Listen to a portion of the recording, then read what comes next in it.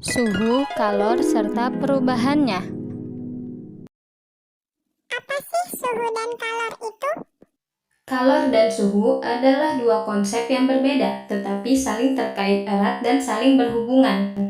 Suhu adalah suatu ukuran dari derajat panas atau dingin suatu benda atau zat. Suhu dapat diukur dengan berbagai skala, seperti Celcius, Fahrenheit, dan Kelvin. Suhu juga dapat diartikan sebagai ukuran rata-rata energi kinetik partikel-partikel suatu zat. Semakin tinggi suhu, semakin tinggi energi kinetik partikel-partikel tersebut.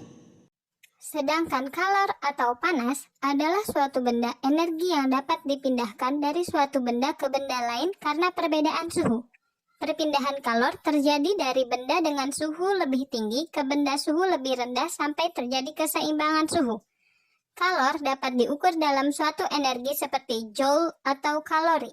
Definisi tersebut mensyaratkan proses alami terjadinya perpindahan kalor, di mana harus terdapat perbedaan suhu di dua titik. Jadi, ketika titik pertama memiliki suhu yang lebih tinggi daripada titik kedua, maka kalor akan berpindah dari titik pertama ke titik kedua.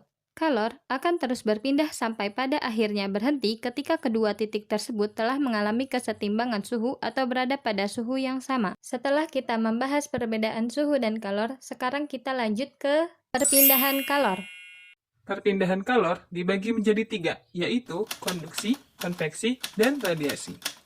Konduksi adalah proses perpindahan panas melalui zat perantara tanpa disertai perpindahan zat perantaranya. Benda konduktor umumnya berasal dari zat padat golongan logam seperti besi, baja, dan aluminium.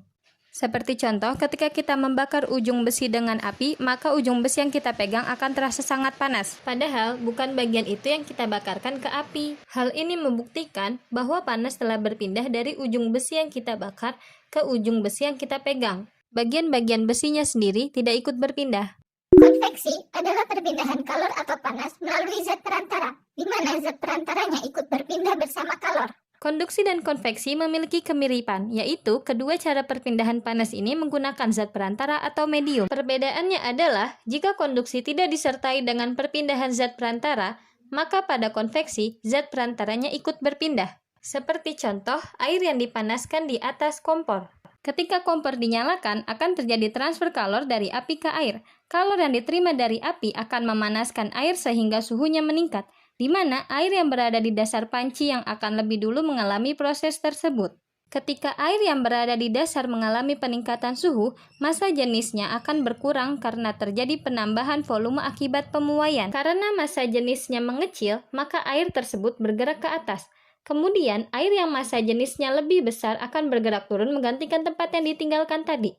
Demikian seterusnya, air akan berputar naik turun saling bertukar tempat sambil membawa kalor. Contoh lainnya yaitu terjadinya angin darat dan angin laut, radiator mobil, kipas angin yang menghembuskan udara dingin ke udara panas. Radiasi adalah perpindahan kalor tanpa memerlukan zat perantara. Berbeda dengan konduksi dan konveksi yang bekerja berdasarkan getaran partikel dan perbedaan massa jenis, pada radiasi, kalor langsung terpancar secara apa adanya dari sumber ketujuan. Seperti contoh perpindahan kalor dari api unggun ke kulit. Ketika sedang berkemah, biasanya kita menyalakan api unggun untuk menghangatkan tubuh kita. Nah, panas dari api unggun ini dapat berpindah secara radiasi ke semua arah termasuk mengenai tubuh kita. Inilah mengapa saat berada di sekitar api unggun, baik tubuh maupun benda di sekelilingnya akan terasa sangat hangat.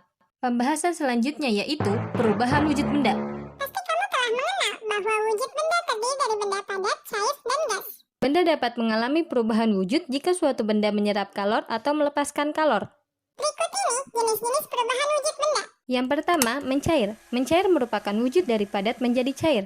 Contohnya, es batu yang dibiarkan di ruangan terbuka, memanaskan mentega, lilin yang dipanaskan. Kedua, membeku. Membeku merupakan perubahan wujud cair menjadi padat. Contohnya, air menjadi es setelah dimasukkan ke dalam freezer dan pembuatan agar-agar. Ketiga, menguap. Menguap merupakan perubahan wujud dari cair menjadi gas. Contohnya, air yang dipanaskan hingga mendidih akan menghasilkan uap air. Dan menjemur pakaian basah. Pakaian menjadi kering karena air pada pakaian menguap menjadi uap air. Keempat, mengembun. Mengembun merupakan perubahan wujud dari gas menjadi cair. Seperti contoh, munculnya embun di pagi hari. dan adanya titik air di bagian luar gelas yang berisi es. Kelima, menyubling. Menyubling merupakan perubahan wujud dari padat menjadi gas. Seperti contoh, kapur barus yang diletakkan di lemari. Kapur barus lama-kelamaan akan mengecil dan habis karena berubah menjadi gas. Dan keenam, mengkristal. Mengkristal merupakan perubahan wujud dari gas menjadi padat. Seperti contoh, pembuatan es kering. Es kering merupakan es yang dibuat dari gas karbon dioksida.